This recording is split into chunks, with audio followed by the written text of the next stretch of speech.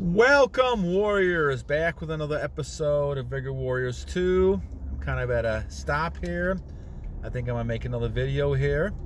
This is December 23rd, 2021, and I am very grateful and appreciate all the subscribers and comments and likes and donations. You guys are wonderful, and I'm hoping you guys have a Merry Christmas and obviously Happy New Year. We'll talk a lot more videos before that, but I wanted to once again have a shout out to Baba for some great comments that he made recently, and I wanted to hopefully answer his in the last video that we did.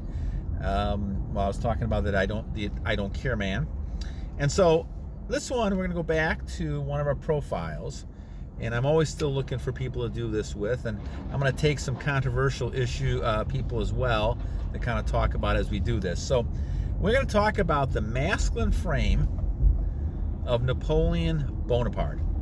Now, in history, Napoleon was a great conqueror, a great military general, did a lot of great things in military history, and did a lot of great things for people, even though he was considered very evil. And so he had a lot of good and evil, and the same thing with relationships with people. You could call him, some people call him a Chad when it comes to most women, and some people call him that he was very weak when it came to Josephine. So it's very interesting to kind of see the comparison. So I want to delve into talking about Napoleon, because I think Napoleon brings out a lot of things about many of us that we see. So let's kind of start talking about Napoleon from the immense energy that he had.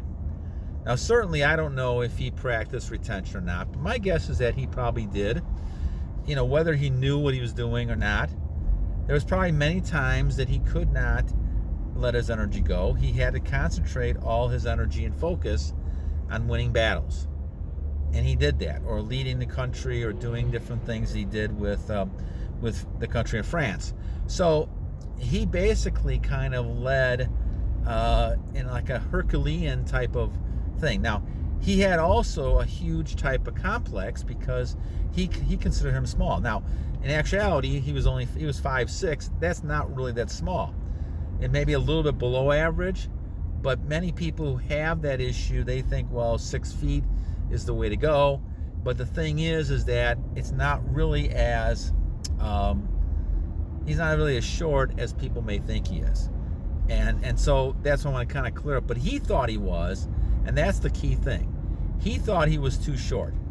And because of that, he had a strong urge to use his energy in a way to really kind of conquer people, pillage people, do a lot of those type of things. And the same thing he did with most of the relationships he had.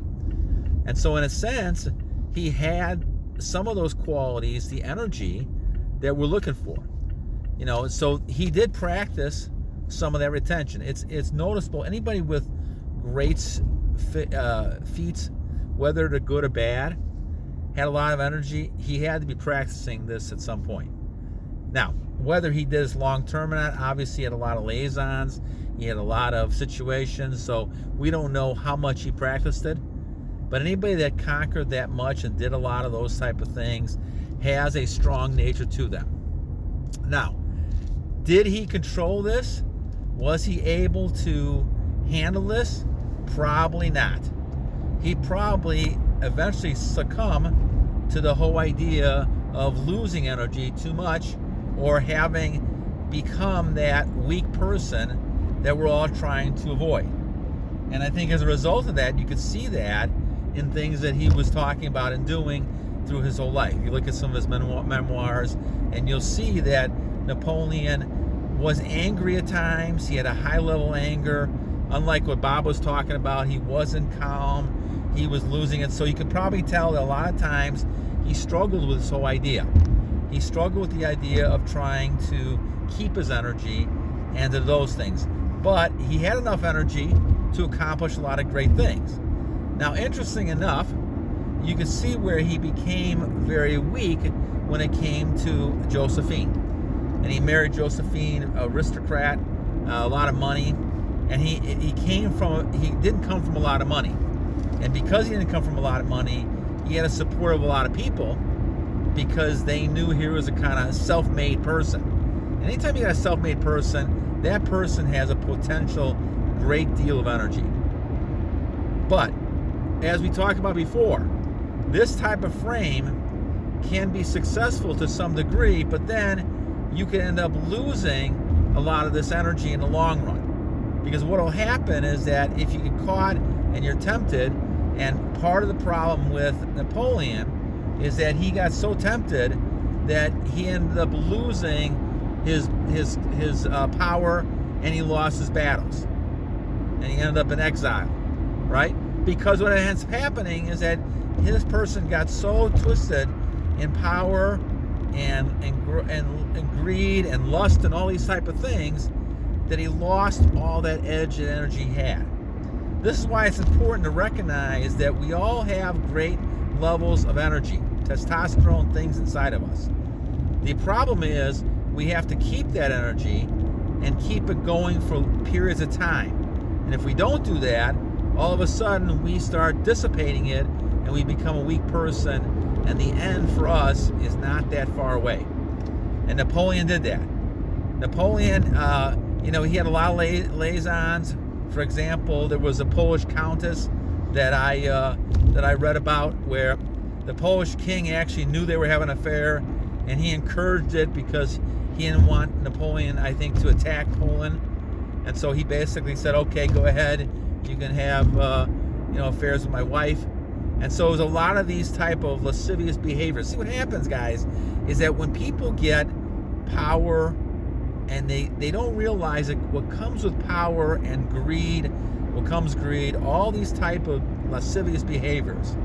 This is why when people release, they not only do that, but they're always involved in other types of things like drugs and gambling. All these behaviors tear people down. And that's what happened to Napoleon.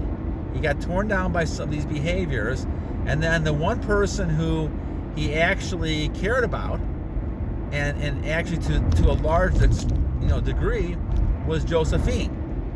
But what happened with Josephine was he kind of pushed Josephine aside. He stopped listening to her.